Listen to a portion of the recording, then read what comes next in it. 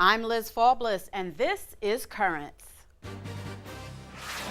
Parishes in Brooklyn and Queens get honored for some life-saving work. The mission of the diocese is to serve those in need, and that is exactly what we do at the New York Blood Center. Plus, why some people have left the church. We go into the deep to explore that. We can't accommodate everybody's interest or feelings because we are a church of doctrine, of history.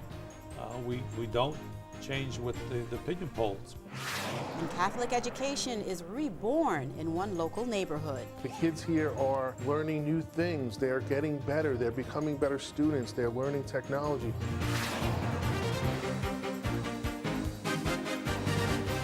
Good evening, and thank you for joining us. If you enjoy NASCAR and happen to catch this weekend's Sprint All-Star race, you'll see cars with plenty of unique designs. Among them, driver Greg Biffle's number 16 Ford Fusion.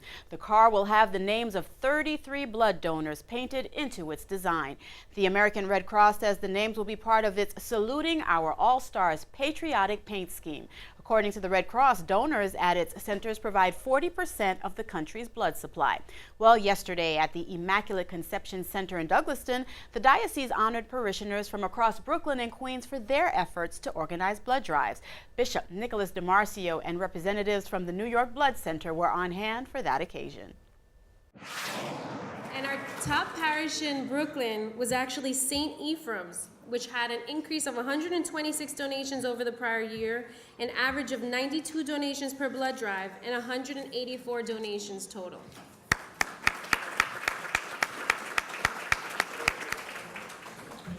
Tonight we've come to the Immaculate Conception Center to honor those people in our diocese that are active in the blood drives and those who are actually given blood.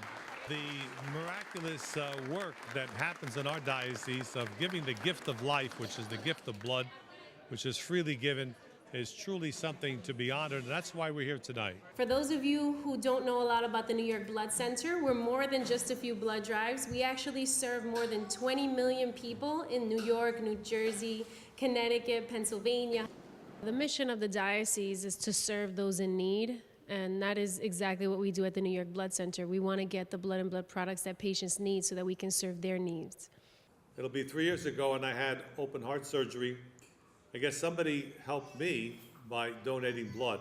We look to our own faith, and it tells us that Jesus used that to communicate himself to us. Took bread and wine and said it was his body and blood. I think I'm called as a Christian to give blood because it's helping other people. It's a life-giving situation that maybe I can do a little bit to help someone by giving my blood. We were also able to recognize some of our top donors, our top O-negative donors who donate very frequently. It's so important. And I run 3 blood drives at my local parish every year. And in addition to that, over my career of donating for about 40 years, I've donated 227 times. They gave me a 28-gallon pin tonight, and that makes me feel good.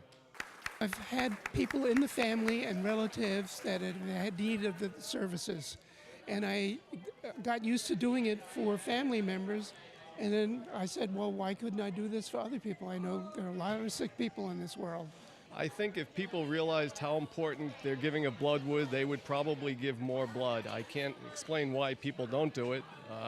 Maybe they're a little afraid at first, but once you've tried it, you can see that there isn't much to be afraid of. There are many, many stories of people who need blood and receive it through donations. As a story tonight, we heard about this young boy who would not have lived unless he had a blood supply and bone marrow. These are the stories that encourage us to keep giving. You know that guy? Who's that guy? Jack was born with a blood disease where the histiocytes get crazy. He wound up spending a total of 19 months in the Children's Hospital of Philadelphia. He had over 600 transfusions, and actually he wound up having to require a bone marrow transplant. Jack is the face of why we do what we do. You think so many times, I just donate blood, I just go out, I take a few minutes, maybe you got a little incentive, maybe you got the juice and cookies, whatever the case is. What you really did was you gave hope to a family. The first few times, or possibly you may be a little uncomfortable always with it, but the value of your gift and what you're doing can have such a great impact on others.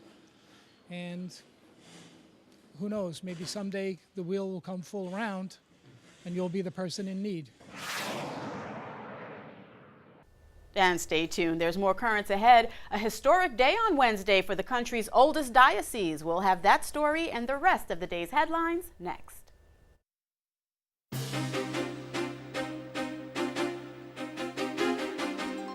And welcome back to Currents. I'm Liz Faubles. A historic day for the country's oldest diocese as Archbishop William Lori is installed as the 16th Archbishop of Baltimore. The installation took place Wednesday at the Cathedral of Mary Our Queen. It was a bit of a homecoming for Lori. He previously served as an auxiliary bishop for the Archdiocese of Washington. Since 2001, he had been the Bishop of Bridgeport. During his homily Wednesday, he poked a little fun at his position in the church. Doesn't this seem like a good day to reflect on what a bishop does? Guess it does. One answer to that question was given by a third grader at the Convent of the Sacred Heart School in Greenwich, Connecticut, on the occasion of one of my visits. Asked what a bishop does, she enthusiastically put up her hand and said, "He moves diagonally and protects the king."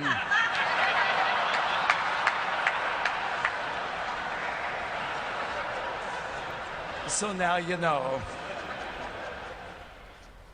And Lori also addressed a more serious matter, that of religious freedom. As chairman of the U.S. Bishops and Ad Hoc Committee on Religious Liberty, he's been pretty front and center on this issue. We do not seek to defend religious liberty for partisan purposes, as some have suggested.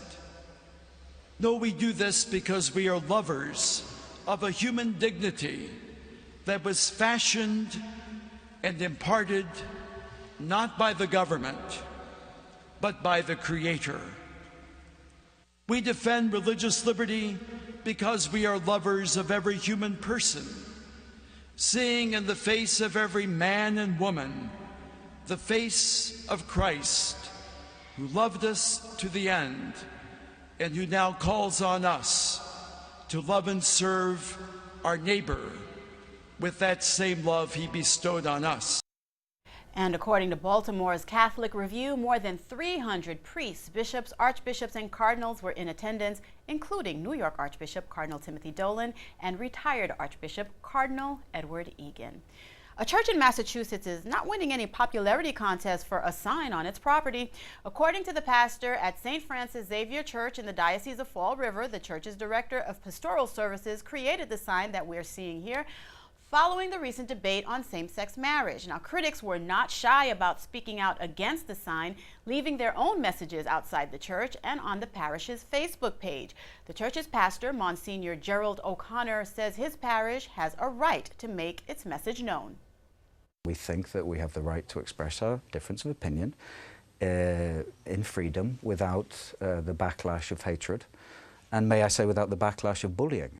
And following the controversy, the church did remove the sign. Well, a Canadian bishop who pled guilty to child pornography has been laicized. The decision means Raymond Leahy, previously a bishop in Nova Scotia, may no longer function as a priest. According to the Canadian Bishops' Conference, Leahy must still observe his vow of celibacy. The Bishops' Conference says Leahy has accepted this decree of dismissal. This also requires him to pray the daily liturgy of the hours in reparation for harm his scandal has caused and for the sanctification of the clergy. Leahy pled guilty in 2011 to charges stemming from his 2009 arrest when caught at an airport with hundreds of pornographic images on his laptop computer and a handheld device. He was released from jail following his sentencing last year after getting double credit for time he already served. The Society of St. Pius X could soon be part of the Catholic Church again, but the Vatican spokesman says 3 bishops from the breakaway traditionalist group will have to make their own commitments toward that. In a statement, Father Federico Lombardi says that if reconciliation between the Holy See and the Society happens, there will not be one solution that automatically extends to all. That's a quote. While the group's head, Bishop Bernard Follet, was positive about the process, leaked letters show the society's 3 other bishops had their reservations. Father Lombardi says anti-Semitic statements and denial of the Holocaust by one of those bishops will also need to be addressed separately.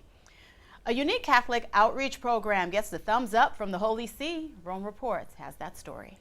The Vatican has approved the statues of the Shalom community just 30 years after it was created. In gratitude, 1,500 members of the Catholic movement traveled to Rome to thank the Pope. Cari amici, voi festeggiate il 30° anniversario di fondazione. Grazie per la vostra presenza. Questa ricorrenza, come pure l'approvazione dei vostri statuti, siano di incoraggiamento a proseguire con entusiasmo nella testimonianza evangelica, ma vedo e sento il vostro entusiasmo. The Shalom community was created in Brazil in 1982 by college students who wanted to talk about God among friends, but saw that it was difficult to bring them to church. They then decided to open a cafe where people could gather and exchange ideas. 30 years later, they filled the churches with a presence in culture, media, and working in creating homes for orphans and troubled teens. The church is now recognizing their work with the final approval of its statues. It is the sign that the church approves this and that the church recognizes it comes from God.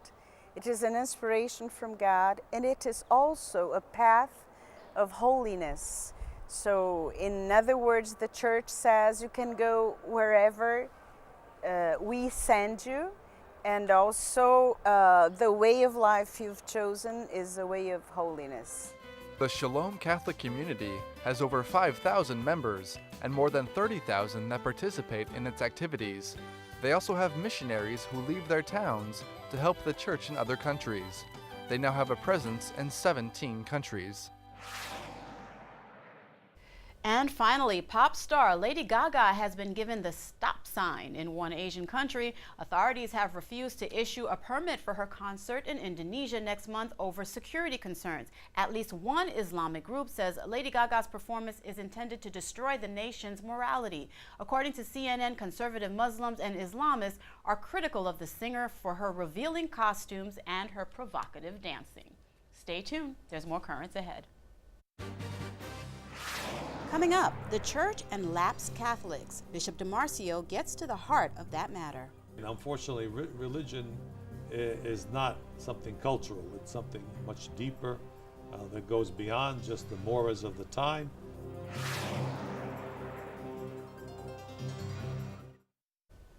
Welcome back. Why do some Catholics leave the church? Trenton Bishop David O'Connell was curious to find out, so he commissioned a survey to examine that question in his diocese.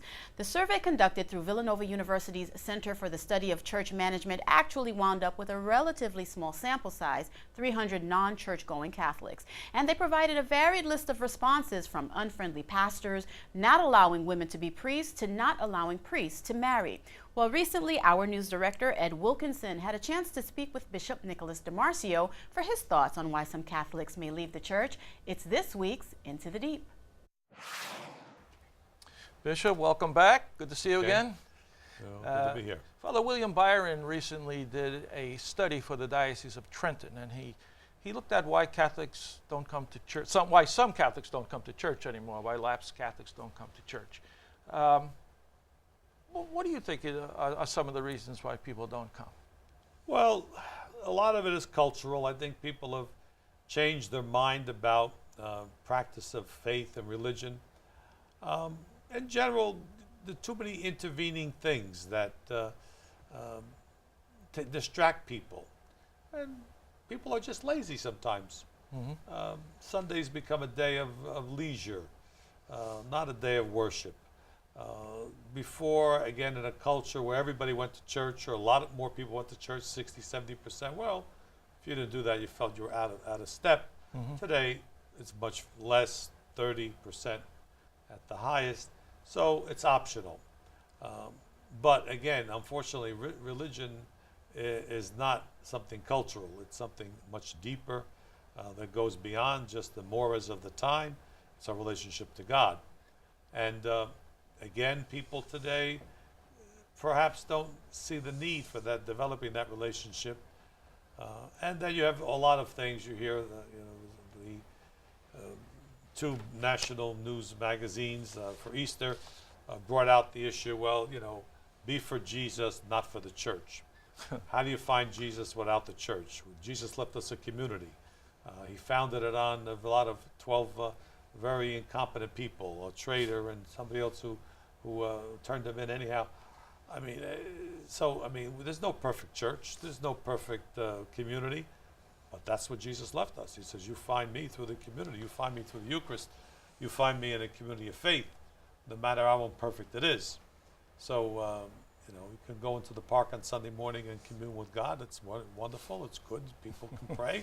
But that's not church. Yeah. That's the big difference. Well, Father Byron mentions that some issues keep coming up, like ordination of women, if only they ordain women, the divorced Catholics not going to the Eucharist, things like that. Do you think these are major roadblocks for some people? For some people, they're excuses. I mean, they may be, what keeps them from that. But again, we can't accommodate everybody's interest or feelings because we are a church of doctrine, of history. We don't change with the opinion polls. We have to stay with what we believe. Mm-hmm. So that's the difference. Mm-hmm. Of course, some of these issues are issues that really can't be changed. I mean, some of them are the teaching of the church. Most. And what is the role of dialogue then in dialogue with lapsed Catholics? Sure. Well, of course we dialogue. We don't turn anybody off intentionally. We want to speak to them, but it doesn't mean we can negotiate. We can dialogue. We can explain things to people. Sometimes they don't have the correct explanation, but we can't change the faith, water it down, accommodate.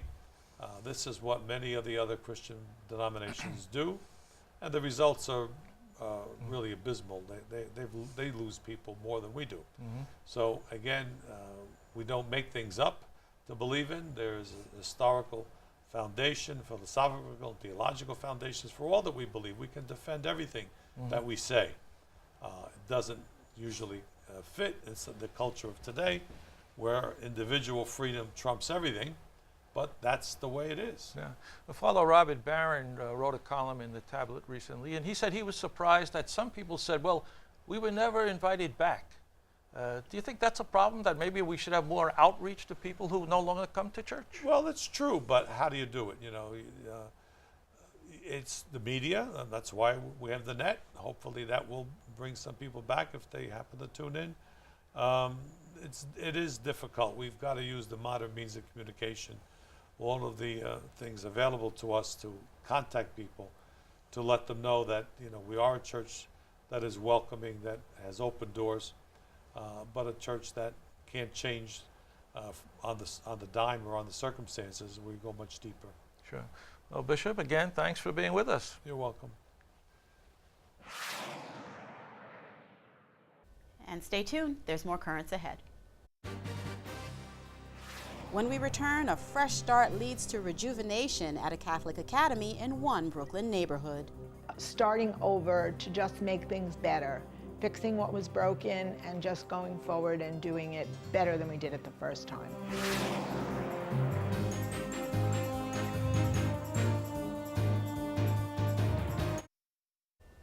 A second chance turns into an opportunity for renewal at a Catholic school in Brooklyn. Holy Angels Catholic Academy in Bay Ridge, previously known as Our Lady of Angels School, was actually slated to close just a few years ago amid a series of struggles. But through a collaborative effort, it managed to do what many other schools in the diocese has done: convert from a model that relies on a parish for financial support to the financially independent academy model. And for Holy Angels, it's also resulted in a much higher academic standard. We recently had a chance to visit Holy Angels Catholic Academy to hear about its success story. It's our latest School of the Week. The story of Holy Angels Catholic Academy is one of new beginning. We were on a mission to improve everything. When I came to Our Lady of Angels School, it had a decreasing enrollment, and fairly or unfairly, the school had a negative perception in the neighborhood. Were there things that needed to be changed? Yes, there were things that needed to be changed. Being a part of the old faculty, I knew that there were issues. I knew that we needed to do some things differently. And when the diocese began preserving the vision, they did a whole study on what was happening in the schools, and Our Lady of Angels was the school in Bay Ridge targeted to close. The bishop told us that we could write a proposal and give our reasons why the school should remain open. I worked with Father Devlin, the pastor at the time, and we put together a proposal using some of the endowment money that the parish had. In an effort to increase enrollment, we created a scholarship fund. Father Devlin guaranteed a certain amount over the course of 4 years to the new academy to get the new school started. When I think about new beginnings, I think of being in the same place, but starting over to just make things better, fixing what was broken and just going forward and doing it better than we did it the first time. That's new beginnings to me. We could take it back to the concept of how Jesus Christ sacrificed himself for us. That was a new beginning. He was creating a new beginning for everyone. When you have that chance to have a new beginning, you need to take advantage of it. After our proposal was accepted, we wanted to get a whole new perception out there, and so we started all over. New name, new uniform, new logo. With a lot of hard work, we put a really good staff in place, and the energy, the positive environment, everything about the school just feels good. It's important that the work is being done by a team. Having the same vision on the faculty level is important because we all have the same interests of the children at heart. And we've already seen improvements in the past couple of years in our marks on statewide testing, so that's a very good thing. I think all the students at Holy Angels are angels. We tried to carry the angel theme throughout, but it was important for the students to know that everything was changing. They were coming to school dressed differently, and things would be different. Students respond to every way that you behave, and the way that you feel, and the way that you portray yourself has a huge effect on how the students feel on a daily basis. And as far as Catholic school goes, yes, that's the message that we want to portray. The new beginning is not for Catholicism. Some of the things that I brought to this school were things that I myself experienced in grammar school, and many of the things I have brought here that were embraced by the students, faculty, and parents were things that have been in existence throughout the history of Catholic education. The reason I'm here and not in public school is I felt I had this mission to nurture these children's faith. We try here at Holy Angels on a daily basis to instill these values and morals into our children. And I do feel, when I see the children in action, that we are succeeding. I absolutely do sense that we're heading in the right direction. I guess you had to be here to feel the way it was before we closed as OLA and became the Academy. The feeling is just much more positive. The kids here are learning new things. They're getting better. They're becoming better students. They're learning technology. My hope is that the new beginning will take us to a school with even more students than we have today. Happy students, students that will be prepared for life, students that will be good Catholics, students that will embrace everything that we had and take it on in the future of Bay Ridge. And that is all for this edition of Currents. Be sure to visit us online at currentsny.net. You can also catch up with us on Facebook, and please follow us on Twitter. For all of us here at Currents, I'm Liz Faubelis. Thank you for watching and have a good night.